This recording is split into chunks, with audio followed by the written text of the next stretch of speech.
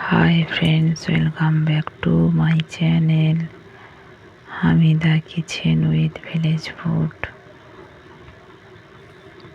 Please বন্ধুরা আমার ভিডিওটি স্কিপ না করে ফুল ভিডিওটি দেখবেন।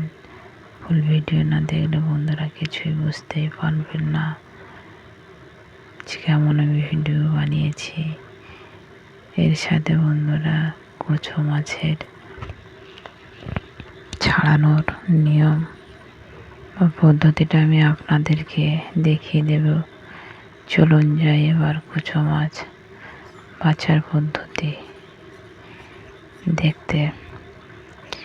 আমি তো কচু মাছ বাছতে জানি না, আমার মা কচু মাছটি বেছে দিচ্ছে। আমারও শেখা যাচ্ছে। আপনাদের যাদের না এই মাছটি বাছা জানেন তারা শিখে নেই ভিডিওটি দেখে। কিছুটা ছাই নিয়েছে, নিয়ে এইভাবে ছানটা ছাড়িয়ে নিতে হবে। তারপর খুব তাড়াতাড়ি ছানটা ছেড়ে যাবে।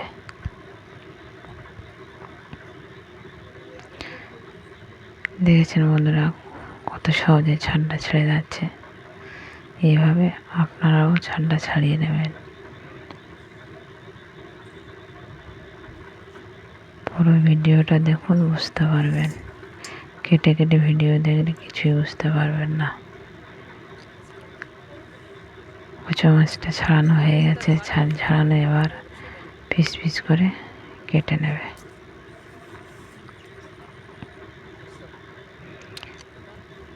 পিস করে কেটে নিয়ে তারপর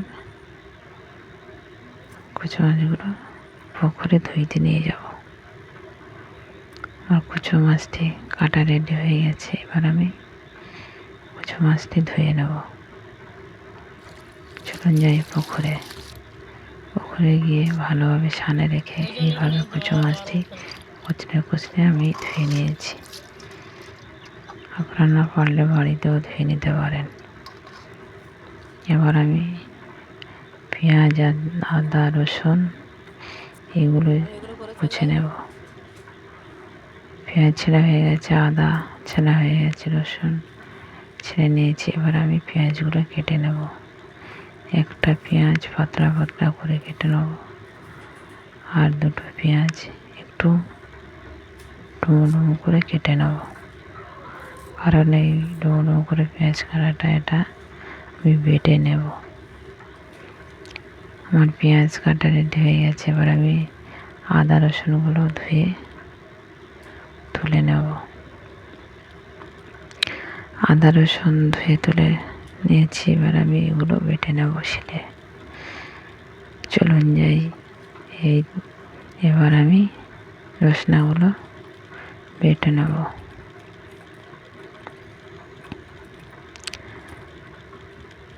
আপনারা পারলে মিক্সারও মশলা করে তৈরি করে নিতে পারে, কিন্তু ওটার মশলা এত টেস্টি বা স্বাদ থাকে না।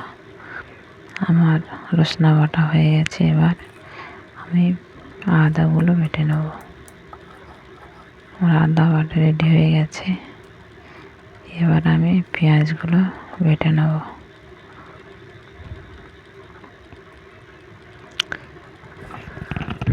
পেঁয়াজগুলো বাটা হয়ে গেছে। এবার আমি কচু মাছে লঙ্কা, লবণ, হলুদ এগুলো দিয়ে মেখে কিছুক্ষণ রেখে দেব। সব মশলাগুলোর ভিতরে গেলে স্বাদটা বেড়ে যায়। উনুনে আমি এবার কড়া বসিয়ে দিয়েছি, সাদা তেল পরিমাণ মতো দিয়ে দিয়েছি। এবার আমি কচু মাছের পিসগুলো একটু করে দিয়ে দেবো। দিয়ে আমি ভালোভাবে লাল করে ভেজে নেব।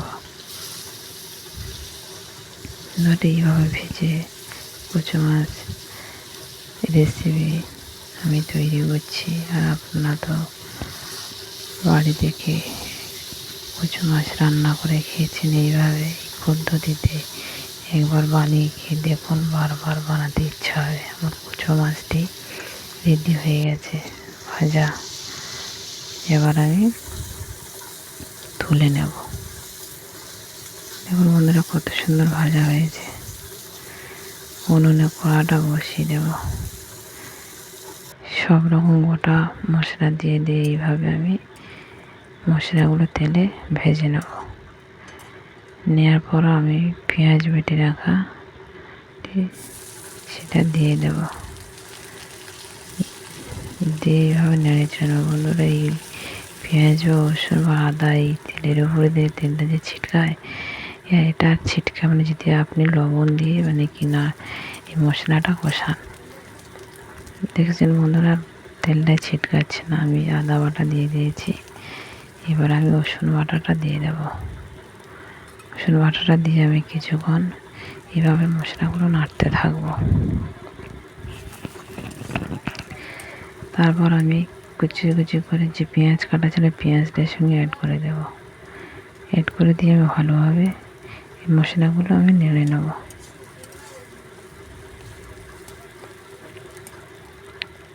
মশলাগুলো নেড়ে নিয়ে এবার আমি 1 টেবিল চামচ লঙ্কার গুঁড়ো দিয়ে দেব। দিয়ে আমি আবার এগুলোকে ভালোভাবে নেড়ে নেব। 1 টেবিল চামচ হলুদের গুঁড়ো দিয়ে দেব। দিয়ে আবার এগুলো ভালোভাবে আবার কষিয়ে নেব। এরপর সয়া সস কিছুটা দিয়ে দেব। দিয়ে আবার মশলাটা আমি নেড়ে নেব। নেড়ে নেওয়ার পর টমেটো সস কিছুটা দিয়ে দেব। দিয়ে আবার এই মশলাটা আবার ভালোভাবে কষিয়ে নেব। ভালোভাবে কষানো আমার হয়ে গেছে, মশলা থেকে তেল ছেড়ে দিয়েছে। এবার আমি ভেজে রাখা কচু মাছটি দিয়ে দেব। কচু মাছটা দিয়ে দিয়েছি। এবার আমি ভালো করে কষিয়ে নেব।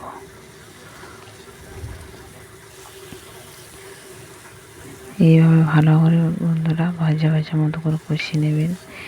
নিয়ে তারপরের সঙ্গে আমি আমার কষানো কমপ্লিট হয়ে গেছে। এবার আমি জলটা অ্যাড করে দেব। জল অ্যাড করে দিয়ে আমি ভালোভাবে সব মশলা কচু মাছ একটু নেড়ে নিয়ে আমি ঢেকে দিয়ে কিছুক্ষণ রান্না করে নেব। আমি ঢাকনাটা ঢেকে দিয়েছি। এবার আমি রান্না করুন। কিছুক্ষণ পর আমি ঢাকনা খুলে এখানে গুঁড়ো মশলা অ্যাড করব। ধনিয়ার গুঁড়ো কিছুটা দিয়ে দিয়েছি। জিরের গুঁড়া কিছুটা দিয়েছি। এবার আমি গরম মশলার গুঁড়ো অ্যাড করে দেবো। দিয়ে নেড়ে নেব। নেড়ে নিয়ে আবার আমি ঢাকনা ঢেকে কিছুক্ষণ রান্না করে নেব। এবার আমি ঢাকনা ঢেকে দিয়েছি। কিছুক্ষণ পরে দেখুন বন্ধুরা আমার কচু মাছ রেসিপিটা রেডি হয়ে গেছে। কত সুন্দর কালার এসছে দেখছেন বন্ধুরা। এইভাবে আপনারা বানিয়ে দেখুন। এই কচু মাছ রেসিপিটা যেমন টেস্টি হয়েছে তেমন সুন্দর হয়েছে। কালারটা দেখুন বন্ধুরা। বন্ধুরা আমার ভিডিওটা ভালো লাগলে লাইক কমেন্ট শেয়ার সাবস্ক্রাইব করবেন। পাশে থাকবেন, বেল আইকনটিটা টুং করে বাজিয়ে দেবেন। বন্ধুরা